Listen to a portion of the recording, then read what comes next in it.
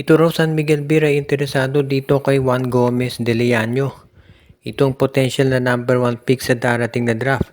Marami nagsasabi na siya raw talaga yung kinukonsidera na terra firma na kunin, at syempre kapag yan ang gustong kunin ng terra firma, maraming naniniwala na yung ibig niya sabihin ay ito ay ititrade din nila sa SMC at malamang nga dito sa San Miguel mapunta yan.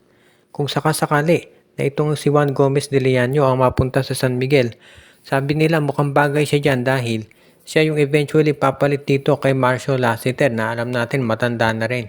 Kaya nga pwedeng-pwede na maging scorer ng San Miguel itong si Juan Gomez de Leaño kung makuha nila. At dito rin natin masasabi talaga na lalong lalakas itong SMB kapag ang nabanggit na player ay nakuha nila at naidagdag dito sa kanilang roster. Ngayon, kung sakaling maging number 1 draft pick itong si De Leaño, ano naman kayang posibleng trade scenario dyan? Ang isa ng sabihin nating malamang na aprobahan ng PBA ay ibigay ng San Miguel itong si Jeron Ting dito sa Terra Firma Jeep kapalit ni Juan Gomez de Leaño. Yan yung trade na sigurado na madaling maaprobahan niya ng PBA kapag nangyari. Ngayon, itong San Miguel naman kapag nakuha si De Leaño, pwedeng-pwede nila yung gawin na small forward kapalit nitong sabihin natin ka-rotation niya itong si Marshall Lassiter at si Don Trollano. Kaya nga, mas lalalim yung bench ng SMB kung makuha nila si Juan Gomez de Leaño. At syempre, itong si Coach Leo Austria hindi naman tinatanggi na medyo malaki yung ambisyon nila next season yung maka-Grand Slam. Kaya bagay na bagay dyan si JDL kung makuha nila kahit na ang kapalit pa itong si Jeron Ting. Ngayon, itong San Miguel Beer sigurado na magpaplano yan para matuloy ang nabanggit na trade para masabi natin na wala na talagang pipigil sa kanila.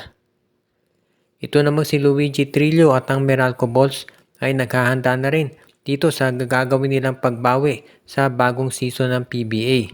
Kabilang dyan ay yung pag-trade sa mga matatanda na nilang players na hindi nagagamit katulad itong si Alain Maliksi at itong si Raymond Almasan. Baka nga pati si Anjo Cara may bitawan na rin nitong Meralco Balls at kukuha sila ng mga bago na pwede nilang ma-acquire at maidagdag dito sa kanilang roster.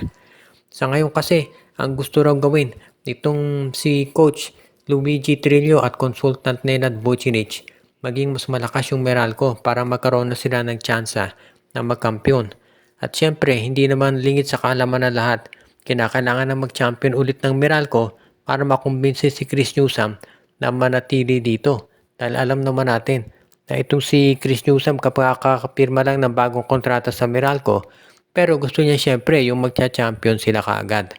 Kaya nga kung gusto ng Meralco na maging masaya si Newsom, dapat gumawa sila ng paraan para makakuha ng mga top talent na para maingganyo itong si Newsom na manatili dito sa kanilang roster.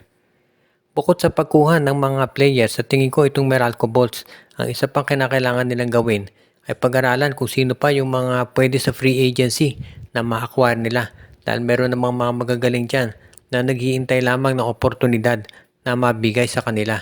Kaya nga kung ito ay gagawin nitong si Coach Luigi Trillo for example na kumuha dyan sa free agency, sigurado na marami siyang ma-acquire dyan na talagang makakatulong dito sa kanilang lineup. Kaya nga maraming naniniwala talaga na itong si Coach Luigi Trillo, si Nenad Vucinic, naghihintay lamang yan ng tamang tiyempo para ma-acquire nila yung mga talents na hinahanap talaga nitong Meralco Bolts sa ngayon.